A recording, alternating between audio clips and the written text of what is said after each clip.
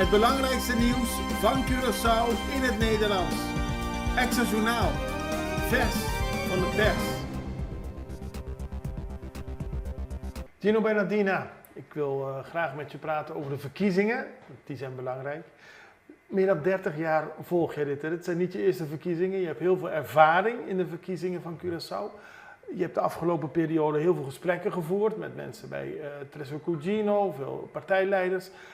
Als je nu gaat zeggen, wat is het eerste gevoel van deze verkiezingen? Zijn ze anders dan voorgaande verkiezingen? Ja, deze verkiezingen zijn anders. Zijn anders verlopen. Dus niet anders inhoudelijk. Het blijft natuurlijk hetzelfde. Het zijn statenverkiezingen. Je moet 21 leden voor het parlement kiezen. Maar het gevoel en de manier waarop. De datum van verkiezing is heel vroeg medegedeeld, al vorig jaar. Ja. In januari volgens mij, 24. Dus iedereen wist dat de verkiezingen eraan, wanneer precies de verkiezingen zouden plaatsvinden. In de tussentijd vond er een verandering plaats in de constellatie van de regering. Ja. Er kwam een regeringscrisis, een van de regeringspartijen is eruit gestapt. In augustus was dat. In augustus vorig jaar en toen kwam er een andere partij en een onafhankelijk statenlid die steun gaven aan de regering. Toen dachten mensen, nou nu gaat het beginnen. Toen kwam eind van het jaar, iedereen is bezig, dus hield weer aan. Daarna kwamen we in het carnavalstijd, traditioneel elk jaar begin van het jaar op Curaçao. En ineens in de laatste 2-3 weken gaat het heel snel, heel intensief. Maar het is alsof het opeens verkiezingen zijn. Opeens verkiezingen, in het begin heel stil, dus in december, januari heel stil. En dan ineens nu zie je advertenties, mensen zijn op de radio, mensen willen debatten voeren. De anderen weer niet. Ze gaan de wijken in. Dus het gevoel rondom de verkiezingen is anders. Sommige mensen zeggen ze willen meer informatie. Dit keer was de informatievoorziening vanuit de partijen niet zo erg goed. Dus gevoelsmatig ligt het heel anders. Heeft het ook te maken, of wordt het juist versterkt door het feit dat er bij een belangrijke enquête van het kenniscentrum naar voren kwam dat er misschien wel een monsterzege komt van de MFK? Als je de enquête volgt, zouden ze heel veel zetels kunnen halen, heel veel stemmen en ook nog meer zetels. Dat andere partijen het was een soort minder gemotiveerd zijn? Of? Nou, volgens mij was het meer een soort wake-up call. Ja. Dus dat was te zeggen de eerste serieuze enquête die werd gepubliceerd door een kenniscentrum. Onafhankelijk instituut. Onafhankelijk instituut doet het vaker. Al een paar verkiezingen doen ze dat. En toen was het een soort wake-up call. Er was zoiets van, veel mensen wisten niet op welke partij ze zouden stemmen. We krijgen niet veel informatie. Waar staan die partijen eigenlijk voor? Er zijn een paar nieuwe partijen. We kennen ze niet. Ik weet niet eens of je gaat stemmen. Maar vanaf dat moment, dat was vorige week, 2 weken geleden. Ruim 2 weken geleden. Ja, aan het begin van de week. Toen was er een soort wake-up call. En mensen zeiden, er is iets gaande. Misschien moeten we toch gaan stemmen. We moeten meer gaan informatie zoeken. Waar staan de partijen voor? En met die enquête kwam een kentering in de campagneperiode. Zeker. En in het gevoelens hoe de mensen daarnaar kijken. Ja. Dat er een monster tegen wordt aangekondigd in de enquête, dat kennen we eigenlijk niet. Zeg maar op de mogelijkheid dat een partij de meerderheid zou krijgen. In zijn eentje? Nee.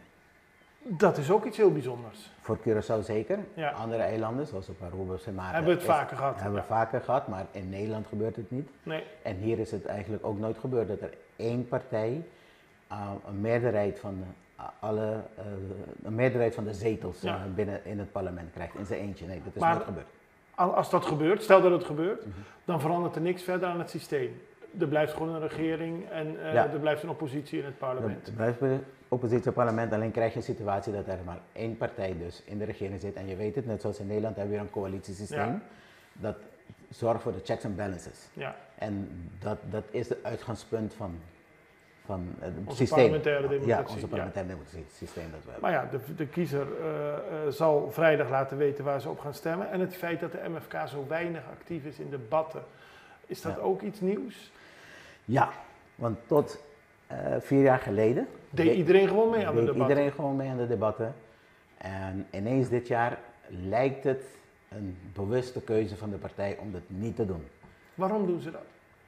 Ik denk dat ze van mening zijn dat hun aanpak van de mensen direct benaderen, dus de wijken ingaan, met de mensen spreken, kleine contactvergaderingen houden. Of grotere evenementen waar ze dan op een stage staan en met de mensen praten en dan informatie geven. Dat ze dat vinden dat dat een beter resultaat voor hun zou brengen. Natuurlijk, de oppositiepartijen zeggen ze mijden de discussie. Inhoudelijke discussies. Ze mijden de inhoudelijke discussie, want we hebben punten dat zij zich niet goed op kunnen verdedigen. Punten die volgens hun niet goed zijn gegaan in de afgelopen 4 jaar tijdens de regeringsperiode. En dat zij dan bewust die debatten mijden. Dat weet ik niet zo zeker, maar ik denk wel dat het een doelbewuste keuze is om niet mee te doen aan de debatten. En dat heeft te maken met hun strategie om campagne te voeren waar ze voor gekozen hebben. In die zin moeten we gewoon afwachten wat er vrijdag gebeurt, maar het zijn wel relatief moderne campagnes die we nu op Curaçao meemaken. Ja.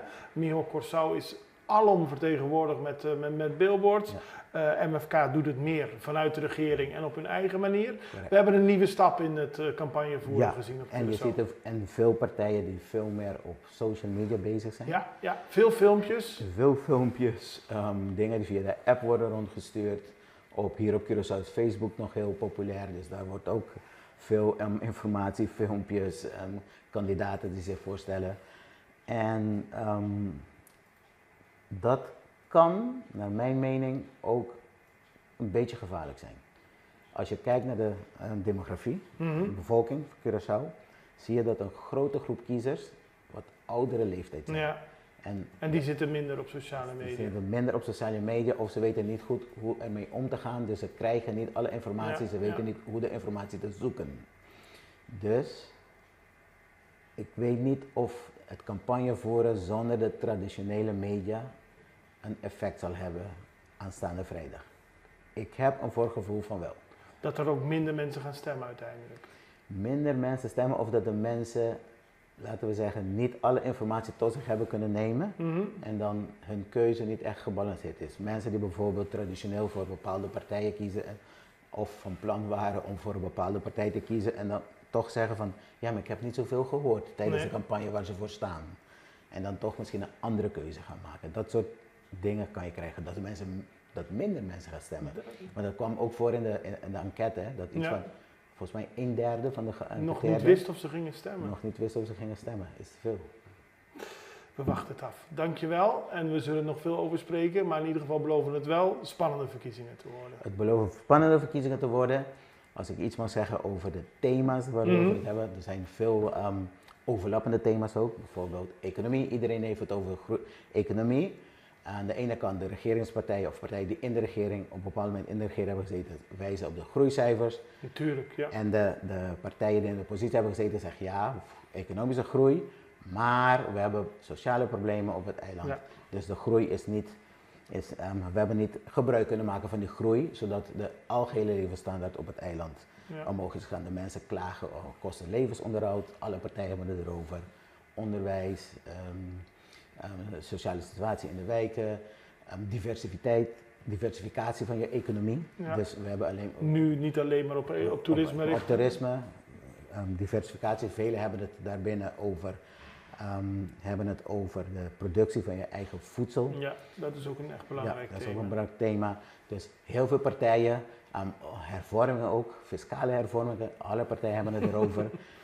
Veel thema's, overlappend. Alle partijen die hebben een beetje een andere kijk erop, maar iedereen identificeert dezelfde problemen die aangepakt moeten worden. En daarbij moet gezegd worden, het zijn thema's die,